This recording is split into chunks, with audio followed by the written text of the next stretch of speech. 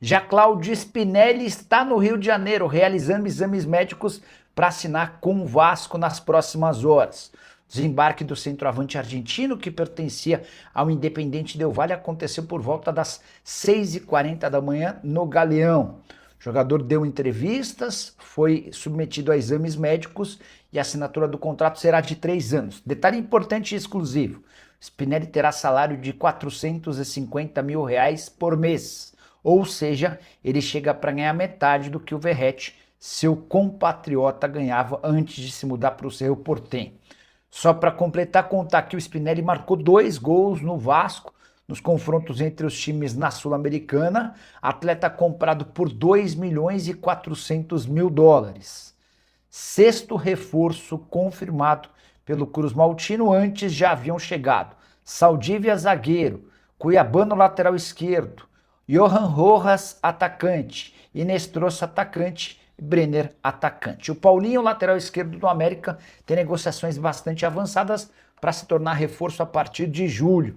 O Vasco ainda procura mais um zagueiro e mais um volante. Para completar sobre Spinelli e Vasco, só registrar as primeiras palavras do centroavante argentino: estou vivendo um grande passo e o maior desafio da minha carreira. Na temporada passada, a sua melhor: 50 jogos, 28 gols e 2 assistências. O Giovan perguntando sobre Talisca no Vasco. Cara, eu acho que hoje os favoritos para contratar o Talisca são Bahia e Corinthians pela relação afetiva. O Corinthians é o time do coração dele e o Bahia o time que o revelou, e o Flamengo que monitora o Talisca já há algum tempo, tá bom? Nicola, é verdade o Igor Gomes no Vasco? O Giovanni é quem faz essa pergunta. Essa especulação já surgiu há alguns dias, eu tentei confirmação no Galo, ninguém quis confirmar nem desmentir, e no Vasco ainda não tive resposta, tá? Thiago Souza do Racing no Vasco, vou atrás dessa não tem informação, vou ver se eu consigo resposta. Rafaela Pequena, Nicola, cadê o 03? Está em casa. Quem são os zagueiros e o volante fechados com o Vasco? Fábio Matias na troca do Diniz? Não, deixa assim. Não que o Fábio Matias também seja a última bolacha do pacote, mas é que pro Vasco tá ruim, né, cara? O Diniz tem, nos últimos 10 jogos de brasileiro pelo Vasco, uma vitória, um empate e 8 derrotas. A de ontem não foi uma derrota, né? Um empate com a Chapecoense com gol de derrota, gol no final, contra uma Chape que vai brigar na parte de baixo da tabela. Enfim, eu consigo entender o torcedor vascaíno. E até entendo que o Diniz teve seu papel importante em uma série de coisas, né? Esquece o Alan, mas aparecendo muita especulação sobre negociação avançada entre o Vasco e o Arambarri. Essa informação foi publicada, acho, pelo NFT. O problema é que o Arambarri, que é um volante uruguaio, ele é titular no time dele, né? Tem contrato só até metade do ano, mas o time tá brigando na parte de baixo. Não botei muita fé nessa história, não, tá? Não gostei mesmo. Não botei muita fé, quer dizer. Nicola Admar Lopes pode ser considerado um dos melhores diretores executivos do Brasil? Sim, sim, sim.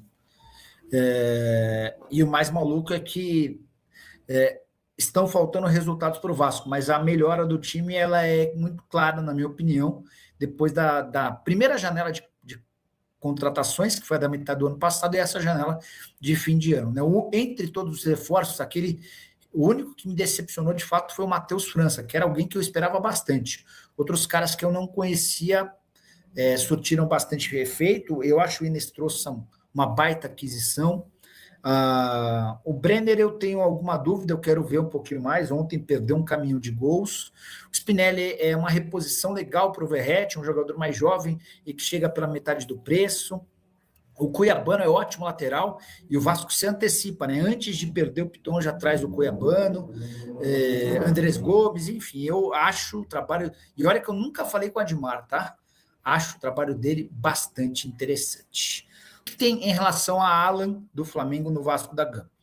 Fernando Diniz trabalhou com o Alan no Fluminense em 2019 e é fã de carteirinha do jogador, que não deu certo com a camisa do Flamengo. O Alan jogou muito pelo Galo, foi vendido por 8 milhões de euros, e a verdade é que no Flamengo a coisa não aconteceu.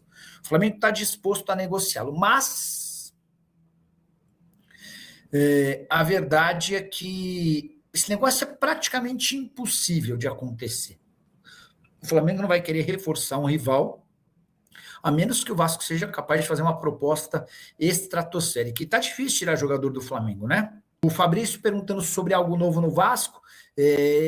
Eu nem consegui me aprofundar, mas o que eu ouvi de uma pessoa próxima ao Pedrinho e ao Felipe é de que a conversa com o filho, com o enteado da Leila Pereira, né? E filho do Zé Roberto Lamarck, ela teria dado uma esfriada, tá? Não consegui a confirmação ainda no pessoal do Vasco, estou tentando entender as condições. E aí até surgiu, antes dessa minha apuração, uma outra notícia de que criaram uma entidade para tratar sobre o fair play financeiro aqui, né? Uma organização. E, entre as coisas, essa possibilidade de o enteado da Leila comprar a SAF do Vasco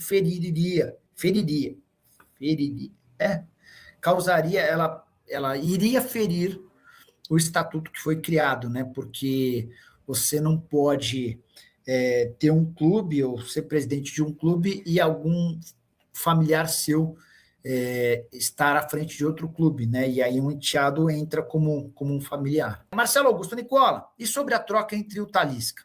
Vamos lá, sobre o troca-troca entre o Talisca. O Talisca tem contrato com o Fenerbahçe só até junho. E especialmente se o Fenerbahçe não conseguisse avançar na contratação de um centroavante, pelo que eu pesquisei na internet durante a live, com pouquíssimo tempo para ver, até porque eu estou aqui respondendo a vocês, o que se dizia é que se o Fenerbahçe não conseguisse comprar um centroavante, o Talisca teria papel muito importante nessa reta final de temporada para o Fenerbahçe, com direito, inclusive, a uma proposta de renovação de contrato, tá? Então o Fenerbahçe vai tentar renovar o contrato do Talisca, que vence em junho. O Talisca já havia sinalizado para clubes brasileiros que a aventura dele no exterior estava perto do fim, que ele voltaria ao Brasil a partir de julho. Então, aquele que apresentasse o melhor projeto para ele nesse primeiro semestre, o contrataria. Vamos ver como é que essa história vai funcionar daqui para frente. Fenerbahçe que enfrenta o Nottingham Forest na Liga Europa, tá? No Campeonato Turco, o time é o segundo colocado, são 46 pontos contra 49 do Galatasaray. O Trabzonspor tem 42, já está um pouco mais distante, né? Então dá para dizer, eu imaginar que a briga vai ser mesmo entre Galatasaray e Fenerbahçe, tá bom? É isso aí então, torcedor vascaíno, esse aí é o vídeo com as informações do Nicola para você. Eu quero saber a sua opinião, o que você está achando dos reforços do Vasco. Admar Lopes tem feito um bom trabalho, buscando ótimos jogadores para reforçar a equipe, mas fica aí uma situação preocupante, né? Como essa equipe vai reagir com o Fernando Diniz no comando? Você acha que seria ideal trocar o treinador? Use o espaço para comentário para registrar a sua opinião sobre essa situação. Diniz que vem aí com uma série de azar, né? Na verdade, o Vasco inteiro tem esse azar de não conseguir vencer os jogos. A equipe chutou a rodo contra a equipe da Chapecoense, mas não conseguiu o resultado. E também teve aquele pênalti ali, aquele gol mal anulado na minha opinião, tá? Não sei qual é a sua opinião, então já deixa aí nos comentários também o que você achou daquele gol que foi anulado. Não vi falta nenhuma no goleiro. O jogador do Vasco fica até parado. Mas sabemos aí que sempre no Campeonato Brasileiro tem essas coisas acontecendo contra o Vasco, né? Então deixa o like no vídeo, se inscreve no canal. Uma ótima semana a todos.